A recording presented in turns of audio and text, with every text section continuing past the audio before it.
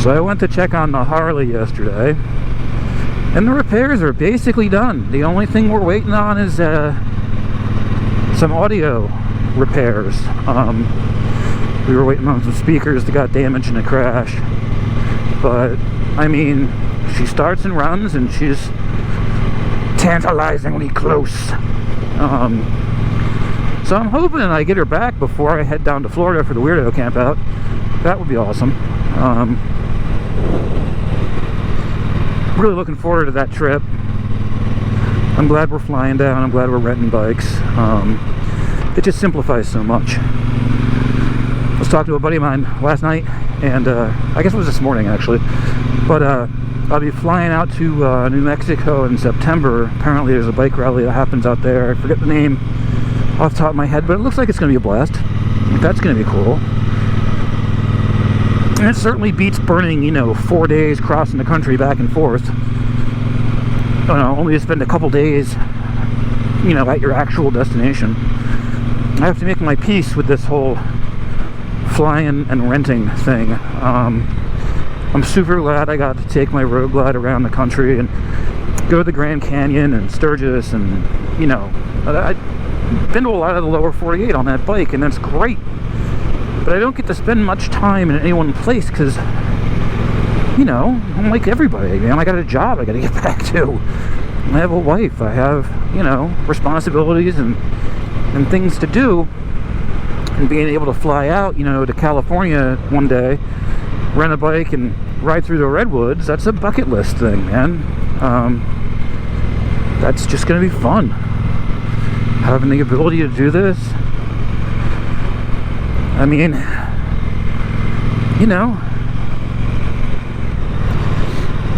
and more importantly, I'm, meeting some folks and making some friends who share my hobby and my, interests. And, if those folks want to come and get a kick out of this, it'd be great. I have a buddy that lives in California.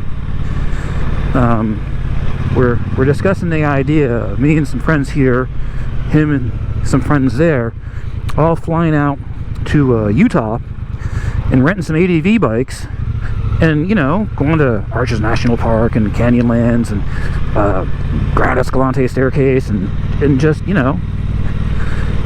camping and being morons in the desert. I mean, I breezed through that part of the country on my Harley, and obviously I was in no, position to take it out on, the more extreme trails and stuff, but flying out with some, basic, socks, underwear, shirts, maybe a helmet, comm setup and all that crap, and a tent really opens up possibilities. There's stuff you can do. It's not that, crazy. And with my experiences with Eagle Rider, as a place to rent bikes from, I mean, they were super clean, they were super nice, great condition. It's not the same thing as like renting a, crappy car on a trip, to wherever. Fog. We've all had bad experiences renting cars, but no, these bikes were in great shape. I mean, mechanically, they were fantastic. So I was like, well, I mean, there's certain creature comforts I'll miss. I want my bars and my, Harley and whatever, but it's certainly adequate. You gotta make some concessions. That's all I'm saying. But this is kind of cool. I mean, part of me feels kind of like a D-bag for having the ability to spend all this money and do all this stuff at this point in my life. I mean, I was very poor when I was young. I didn't have resources. I barely could keep one vehicle running on the road, and usually it was a motorcycle. I joke with Kat all the time. I tell her I was too poor to ever experience drug addiction. Because as a dude, they don't exactly give it to you for free.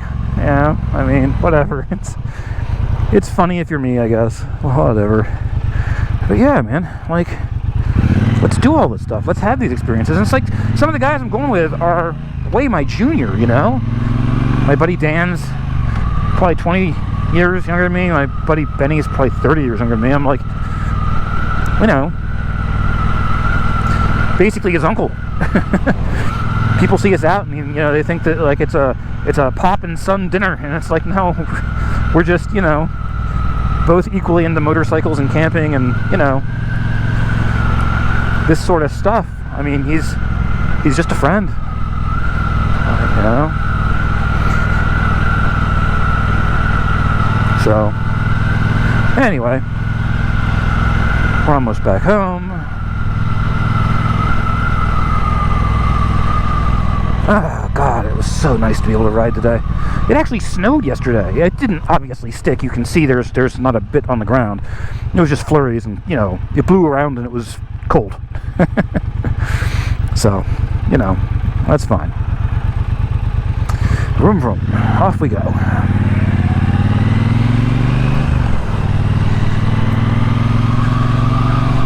But yeah, this is just me, you know, and the voice in my helmet, as I heard someone say. But yeah, you know, here we are.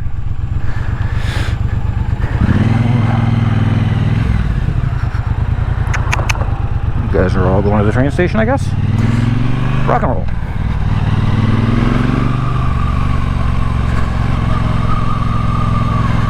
And what's going on here? Yeah, I know, it's a speed bump. We just stand up for those and drive over them.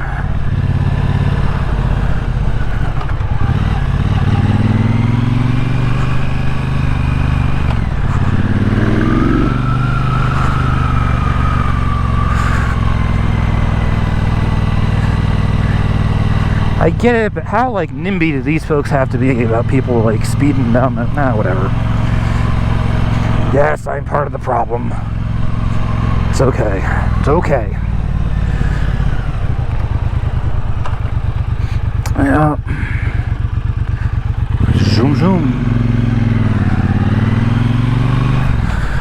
Once I get the Harley back, I want to tear down the Triumph, and there's some mods I want to do to it. I decided I'm going to be that guy. I'll get the bespoke exhaust and chop the crap out of the back fender, relocate the lights, just make it look, you know, what I think is cool. It's probably lame, but, like, make it mine, babe.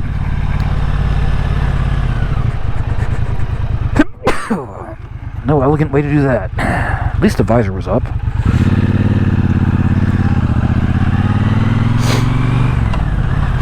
Hello, kings.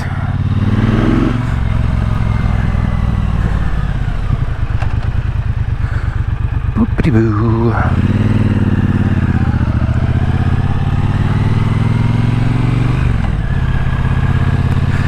Yes, I stop at all the stop signs.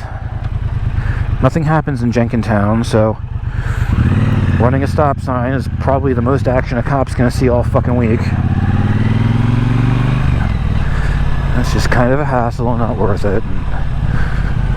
Are we going to fit or not? Sure, fuck it. Here we are.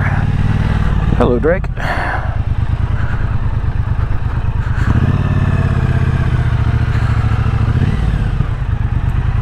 Bink.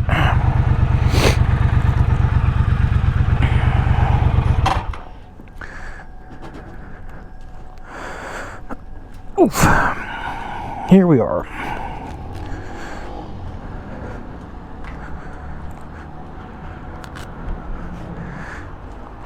Here we go.